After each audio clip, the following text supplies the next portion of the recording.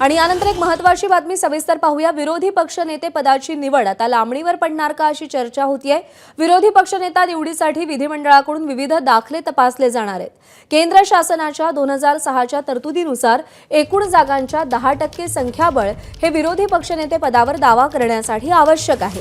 केंद्र शासनासह इतर राज्यातील नियमांची विधिमंडळ माहिती घेत आढावा घेणार आहे। विधानसभा अध्यक्षांकडे विरोधी पक्षनेता निवडीचा अधिकार आहे अशी माहिती विश्वसनीय सूत्रांनी दिली आहे। अभिषेक मुठाळ आपल्याला अधिक अपडेट देईल। अभिषेक, काय तिढा आहे या सगळ्या प्रक्रियेमध्ये?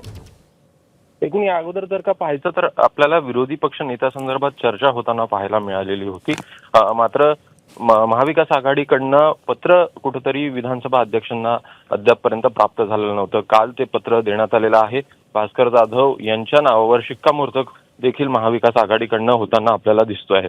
मात्र अशातच विरोधी पक्ष नेता निवडीसाठी विधिमंडळाकडनं काही विविध दाखले जे आहेत ते तपासले जाणार आहे। केंद्र सरकारच्या ज्या 2006च्या तरतुदी आहे त्यामध्ये जर पाहायचं तर एकूण जागांच्या 10% संख्याबळ हे आवश्यक असतं विरोधी पक्ष नेता देण्यासंदर्भात, आणि त्यामुळे इतर राज्यातील देखील नियम हे तपासले जाईल, त्याचा आढावा घेत माहिती देखील घेतली जाणार, आणि त्यामुळे कुठेतरी या विधानसभा अध्यक्षांकडे हे सगळे विरोधी पक्ष नेत्यांचे आपल्याला अधिकार पाहायला मिळतात, आणि या सगळ्या प्रक्रियेला काहीसा विलंब जो आहे तो आपल्याला लागण्याची शक्यता पाहायला मिळते। आणि अशातच विरोधी पक्ष नेता निवड जी आहे ती कुठेतरी आपल्याला लांबणीवर पडणार का असे देखील प्रश्न सध्याला निर्माण होतात।